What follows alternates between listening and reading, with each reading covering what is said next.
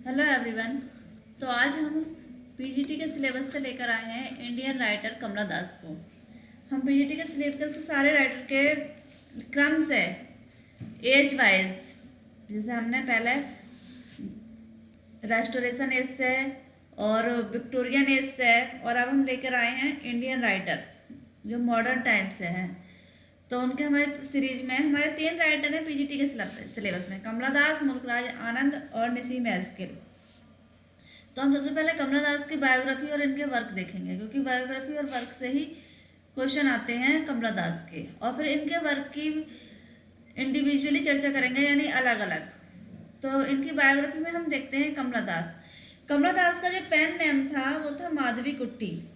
जो कमला दास जिस नाम से लिखती थी अपने राइटिंग्स, पोएट्री या प्रोज, तो वो किस नाम से लिखती थी? वो माधवी कुट्टी नाम से लिखती थी कमला दास। जैसे चार्ल्स लैम लिखते थे एलिया नाम से, वैसे ही कमला दास किससे लिखती थी? माधवी कुट्टी नाम से लिखती थी अपने लेख। और इनका जो नया नाम था वो नया नाम था इनका जो नया नाम था वो नाम था सुरैया। इन्हें जो नया नाम मिला था, न्यू नेम, वो मिलाया था सुरैया। सुरैया मिला था इनके आफ्टर कन्वर्सेशन टू इस्लाम, जब इन्होंने हिंदी से या हिंदू से इस्लाम में चेंज कर लिया था, अपना धर्म परिवर्तन कर लिया था, तो उसके बाद में इनका नाम सुरैया हो गया था। इन्होंने धर्म चेंज किया था 16 नवंबर 1933 को। 16 दिसंबर 1933 को इन्होंने अपना धर्म चेंज किया था, जिसके बाद में धर्म चेंज करने के बाद इनका नाम बढ़ गया था सुरैया। कमला सुरैया इन्हें कहा जाता था। इनका जन्म हुआ था 31 मार्च 1934 को। इनका जन्म हुआ था 31 मार्च 1934 को। कहाँ हुआ था? प्लेस ऑफ बर्थ है तो वो है पुण्यारकुलम, साउथर्न मालाबार, मतलब दक्षिण मालाबार में पुनारकुलम है जगह, तो वहाँ इनका जन्म हुआ था माधवी कुट्टी का 1934 में, कमला दास का। इनके फादर थे B.M. नैयर दास। इनके पिता का नाम था B.M. नैयर दास, और माता का इनका था बालेमणि अम्मा, जो क्या मलयाली पोएटस थी, यानी कवयित्री थी वो मलयाली भाषा में, बालामणि अम्मा।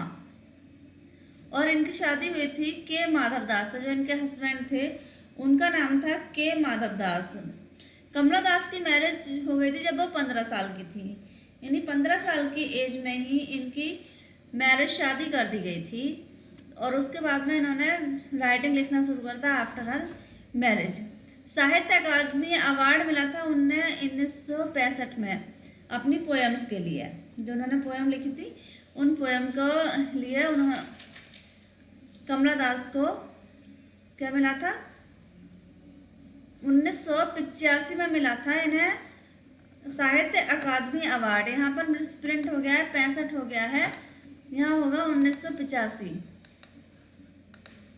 1985 में कमला दास को साहित्य अकादमी अवार्ड मिला था अपनी कलेक्टेड पोएम्स के लिए, जो पोएम्स का संग्रह था।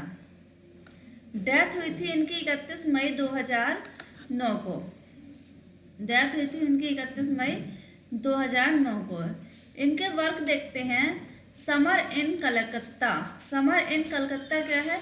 कलेक्शन है पोएम्स का, जो आया था 1965 में, समर इन कलकत्ता। दूसरा इनका है द डिसेंडेंट्स। द डिसेंडेंट्स आया था 1967 में। The old play house. The old play house आया था 1973 में। माई स्टोरी प्रोज वर्क है, इनकी ऑटोबायोग्राफी है जो इन्होंने लिखी थी 1976 में। और कलेक्टेड पोएम जिसके लिए इन्हें साहित्य अकादमी पुरस्कार मिला था, उसका फर्स्ट वॉल्यूम आया था 1984 में। On the soul knows how to sing. Only the soul knows how to सिंग।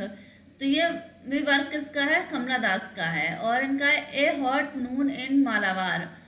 फिर अगला वर्क है इनका एन इंट्रोडक्शन, जय सूर्या। जय सूर्य इनका वर्क है। उसके बाद इनका वर्क आता है the testing of the siren's composition, the testing of the siren's composition. उसके बाद आता है द लुकिंग ग्लास। फिर इन्होंने वर्क लिखा था डांस ऑफ एनाको, the freaks, glass, prisoner, conflagration, substitute, conflagration, substitute. और इनका वर्क आता है पॉपुलर वर्कों में द अल्फाबेट ऑफ लस्ट। तो ये हमने कुछ वर्क देखे थे इनके और बायोग्राफी देखी कवर की कमला दास की। अब हम अपने इनके एक एक वर्क पर चर्चा करेंगे, उसके लिए अलग अलग वर्क की वीडियो बनाएंगे, तो तब उस चर्चा करेंगे। तब तक बने रहें चैनल पर। मिलते हैं हम इनके वर्कों के साथ अपने नेक्स्ट वीडियो में। Thanks for watching.